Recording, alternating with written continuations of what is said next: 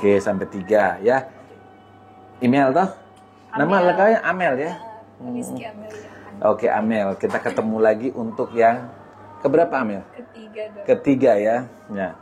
Nah, rekan-rekan yang lagi nonton ini, nanti dokter akan memperagakan sebenarnya hipnotis itu tidak harus kayak orang dibuat tidur atau harus pakai jari lengket, tapi hipnotis itu bisa dilakukan jika orang itu fokus. Jadi, nah, ketika orang fokus itu makanya banyak terjadi yang namanya misalnya orang pedagang ditipu gitu ya, misalnya dengan diajak bicara lalu terhipnotis, itu selalu melalui proses yang namanya preinduksinya, artinya tidak pernah tuh orang yang namanya terhipnotis itu langsung tiba-tiba dipegang pundaknya, langsung terhipnotis, langsung mengalami pelaku kejahatan. Nah ini contohnya begini saja. Kalau menurut Amel itu hipnotis itu harus seperti apa sih, Amel? Menurut Amel lah. Hipnotis biasa orang dikasih tidur ya. Sampai kemarin pun masih berasumsi orang dibuat tidur toh. Iya. Oke. Nah sekarang kita tidak melakukan proses tidur saja, tidak usah pakai tidur, tidak usah pakai jari lengket. Ini nggak pakai itu toh. Iya. Nggak pakai tidur, nggak suruh tidur, nggak pakai jari lengket toh. Iya. Oke, sekarang Amel coba berdiri. Pasti tidak bisa berdiri. Coba berdiri saja. Nggak bisa toh? Nah, misalnya. Nah, Amel begini. Tangannya Amel, oke. Di sini Amel, oke. Ini bayangkan. Amel pegang ini. Amel pegang ya. Pegang ini Amel. Nah, bayangkan ini jarinya Amel ini melekat pada tempat ini dan akhirnya lengket sekali. Coba lepas, pasti lengket. Lengket tuh?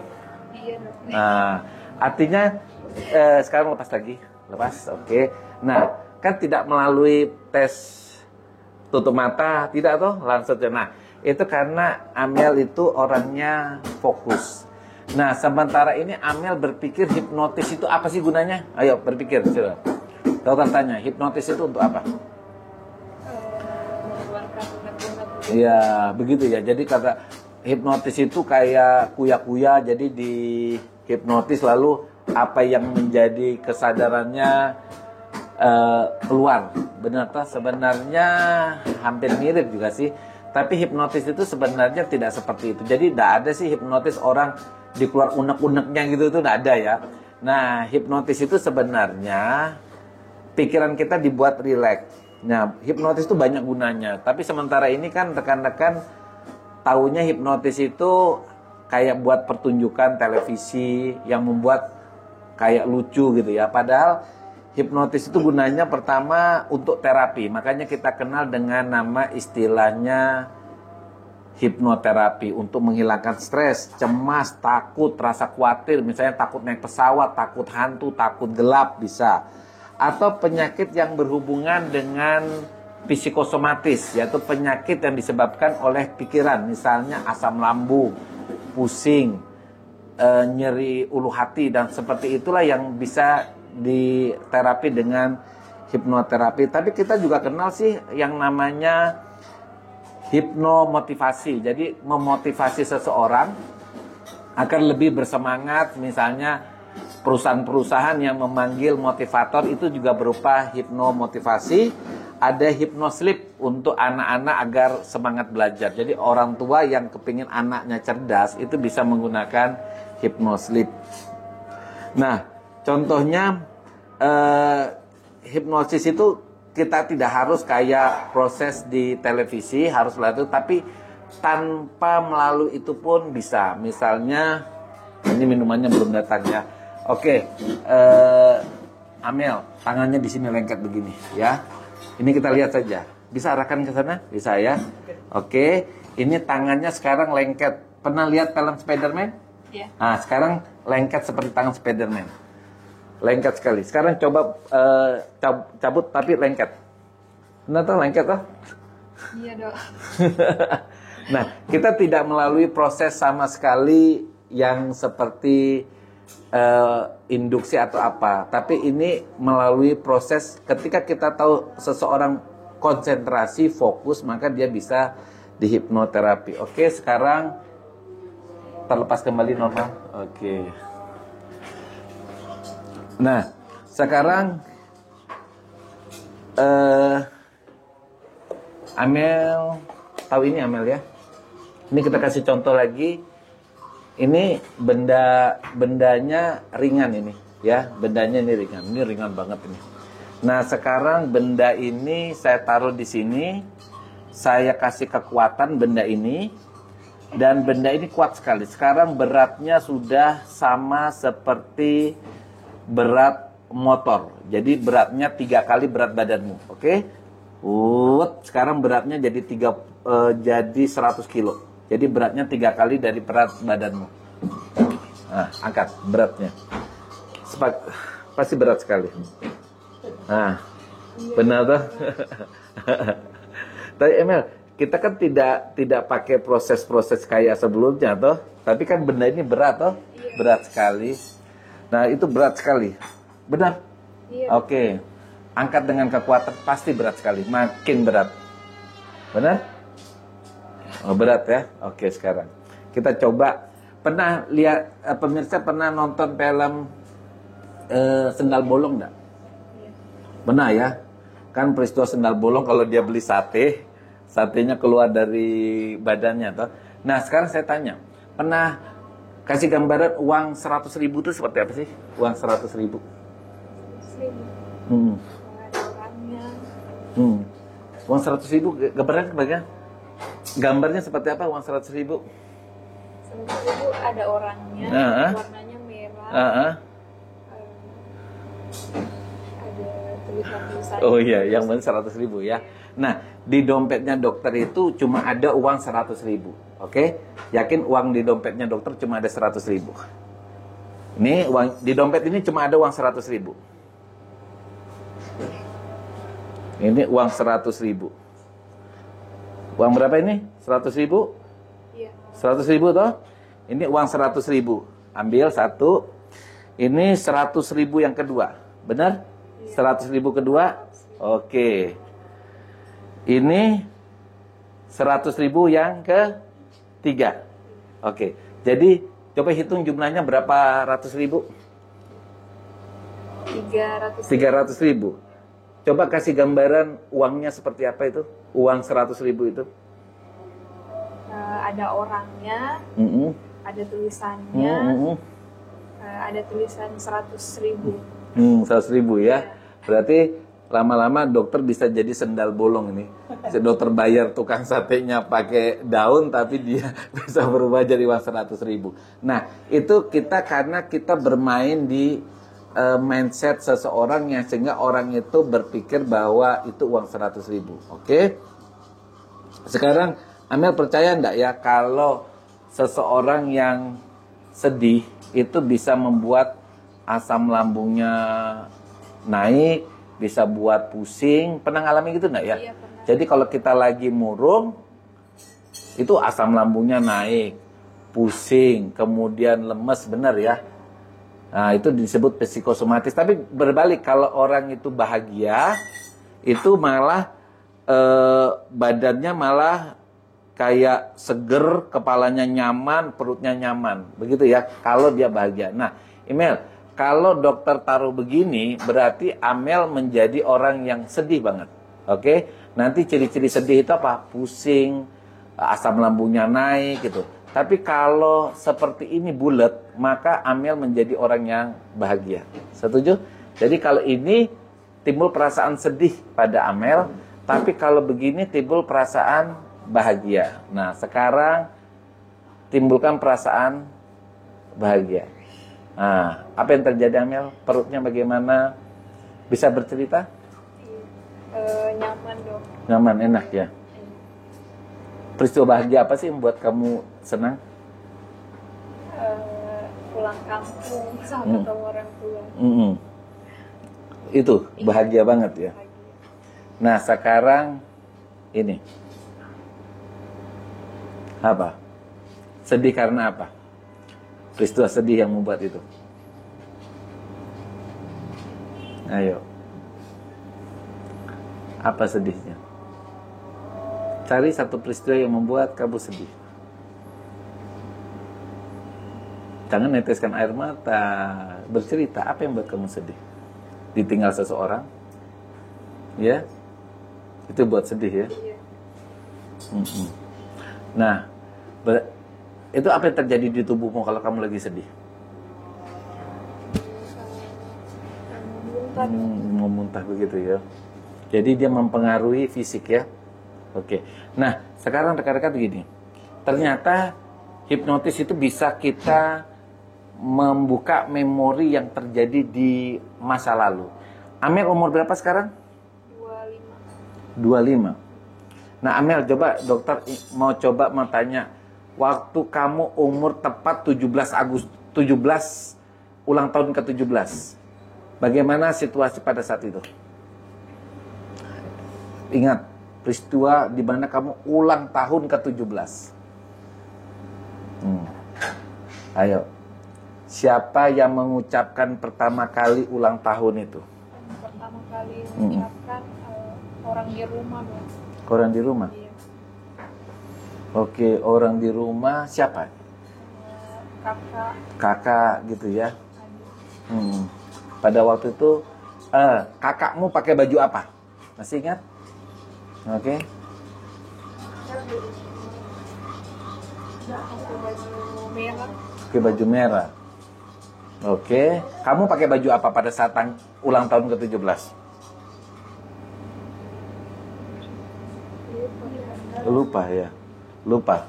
Tapi kakak ingat bajunya ulang tahun ke-17. Ya. Oke. Kamu punya kebiasaan buruk nggak, Meh? Iya dong. Apa? Lambat bangun. Apa? Lambat bangun. Lambat bangun. Iya. Biasanya bangun jam berapa? Biasa kalau pagi itu paling cepat jam 6. Jam 6? Iya. Baru? Oh, jam 6 bangunnya. Harusnya bangun jam berapa? Kalau dokter bangun jam 6 masalahnya. Iya. Biasa saya harusnya bangun jam 6. Biasa saya sudah bangun jam 7. Oh, bangun jam 7. Ke kantor ya. Tidur jam berapa? Tidur malam kadang jam 12, jam 1. Oke. Kalau tergantung pulang dulu. Jadi kamu ingin punya habit, kebiasaan itu bangunnya jam jam 6 pagi ya. Hari apa saja terserah ya, yang penting. Hari Senin sampai Jumat. Oke. Nah, Amel begini. Hipnotis itu bisa mengubah kebiasaanmu. Jadi kalau kamu mau bangun jam 6 pagi ya, dari hari Senin sampai hari Jumat. Oke, Amel coba tutup matanya. Oke. Tarik napas yang dalam. Hembuskan. Sekali lagi tarik lagi napas yang dalam. Hembuskan. Oke, dengarkan kata-kata dokter. Mulai hari ini dan seterusnya, dari hari Senin sampai hari Jumat, berarti Senin, Selasa, Rabu, Kamis, Jumat, maka email akan selalu bangun jam 6 pagi dengan keadaan yang seger banget. Jam berapapun Amel tidur, selalu bangunnya jam 6 pagi dengan keadaan segar. Jadi mulai hari ini dan seterusnya, hari Senin, Selasa, Rabu, Kamis, dan Jumat, Amel akan bangun jam 6 pagi dengan keadaan yang segar banget. Jam berapapun Amel tidur, selalu bangunnya jam 6 pagi dengan keadaan yang segar. Oke? Hitungan ketiga, Amel bisa buka mata. 1, 2, 3. Oke? Nah, itu cara kita mengubah habit, jadi kebiasaan. Jadi ada kan orang yang biasa ngupil ya, ngupil. Ada orang yang biasa misalnya terbiasa setiap pagi itu keluhannya kalau gosok gigi muntah-muntah. Itu habit yang sebenarnya bisa diubah, termasuk kalau kita sudah terbiasa tidur jam misalnya 12 malam, kepingin tidur tuh kalau bisa jam 10 atau jam 9, itu habit itu bisa diubah dengan hipnoterapi. Nah, sekarang mungkin Amel pernah dengar ya, menurunkan berat badan dengan hipnotis, tahu nggak Amel? Nggak tahu ya.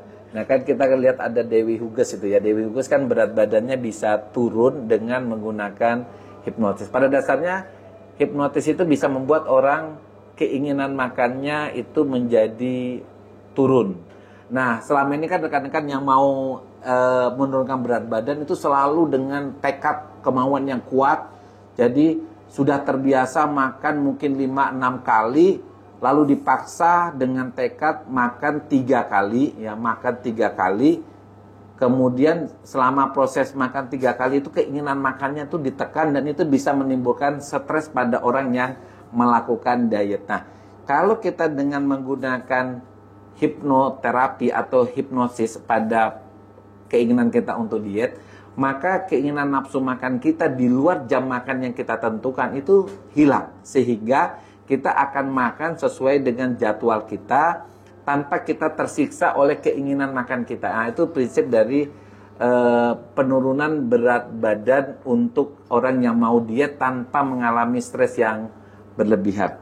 Kemudian ada juga kondisi-kondisi orang yang sakit, kan sering ambil misalnya orang sakit sembuh dari rumah sakit, tahu-tahu nafsu makannya bisa turun. Nah, itu juga bisa di hipnoterapi untuk meningkatkan nafsu makannya.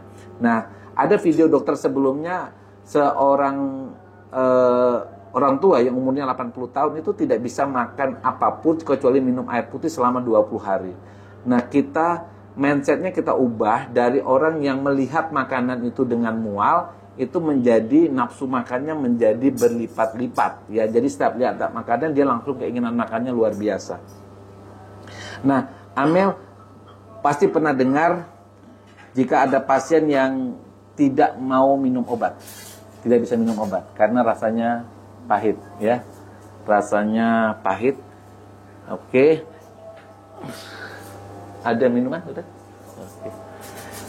Nah, Amel, jadi gini, misalnya ada seseorang ibu gitu ya, seorang ibu atau seseorang yang tidak bisa minum obat karena obat itu rasanya pahit. Bayangkan kalau misalnya seseorang harus wajib minum obat, tapi tidak bisa minum obat. Nah, ternyata hipnoterapi bisa mengubah mindset seseorang agar pandangan terhadap obat itu tidak seperti yang dia pikirkan. Ini dokter kasih contoh.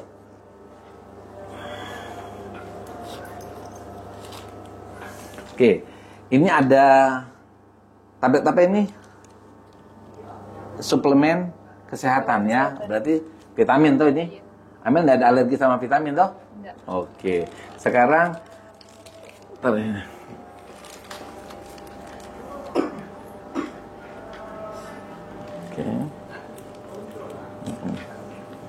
Nah, sekarang Amel kita minum dulu sebelum kita bicara obat tadi tuh. Nah, coba minum. Nah, sambil minum. Oke? Minum, tiba-tiba kaku seperti patung, seperti kayu. Jadi tangannya patung seperti kayu, minumannya, mulutnya juga kaku seperti kayu. Nah. Jadi kalau 24 jam seperti ini luar biasa, bayangan 24 jam jadi patung seperti ini. Jadi orang lalu lalang, Amel posisinya seperti itu. Oke, kembali lagi. Nah, Amel, tadi kembali, bagi mungkin orang tua yang menghadapi anaknya tidak mau minum obat, atau seseorang yang memang harus minum obat, tapi setiap minum obat rasanya mual, baru sampai di mulut aja rasanya nggak enak. Amel, rasa apa yang jadi favorit Amel? Strawberry. Pokoknya semua strawberry suka. Nah, sekarang bayangkan aja obat ini rasanya seperti strawberry. Jadi tidak usah minum pakai air, tapi dikunyah. Ya, dikunyah, dan ini seperti strawberry. Nah, bagi orang-orang yang nanti takut minum obat, pergi ke dokter, dok bisa enggak obatnya diubah jadi rasa coklat gitu supaya saya mau minum. Nah, ini caranya. Jadi kita ubah obat ini menjadi rasa strawberry. Nah, ini ambil tangannya Amel. Oke. Ini suplemen makanan rasa strawberry. Sekarang dikunyah. Rasanya strawberry sekali. Dihisap pun rasanya strawberry. Benar kan? Bayangkan aja rasa strawberry-nya. Hah? Strawberry yang bagaimana ini rasanya? Yang kecut-kecut atau strawberry manis banget? Ada kecut-kecutnya. Nah, toh Jadi kalau orang rekan-rekan yang mungkin orang tua punya anak, waduh anaknya nggak mau minum obat, ya itu kita bisa mengubah mindset seseorang jadi obat yang tadinya pahit menjadi manis. Ya, tanpa harus takut, dok nanti gula darah saya naik. Tidak, ini kan mengubah mindset di pikiran. Nah, caranya seperti ini ya.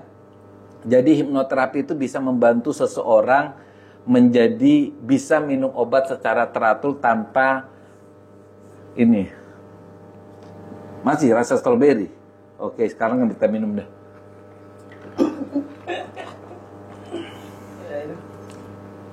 Oke, ini masih uang 100 ribuan ya? Masih ya? Iya. Ini uang 100 ribu, 200 ribu, 300 ribu. Sekarang kita kasih ada orang di depan ini. Ini ambil uang ini. Oke. Nah, sekarang Amel, ini kan tidak merasa terhipnotis toh? Tidak toh, biasa-biasa saja toh. Minum, angkat gini. Coba kalau berdiri, pasti bisa berdiri. Coba berdiri, kan tidak terhipnotis. Coba berdiri, kan bisa toh. Nah itu membuktikan gini. Tadi itu ini video khusus dibuat agar mindset kita begini.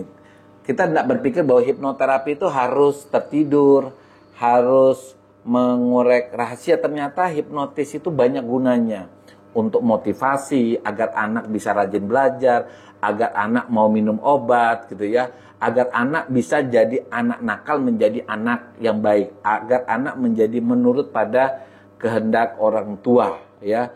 Di sampingnya itu banyak sekali penyakit yang bisa disembuhkan dengan hipnoterapi. Sekarang bye dulu. Ayo bye.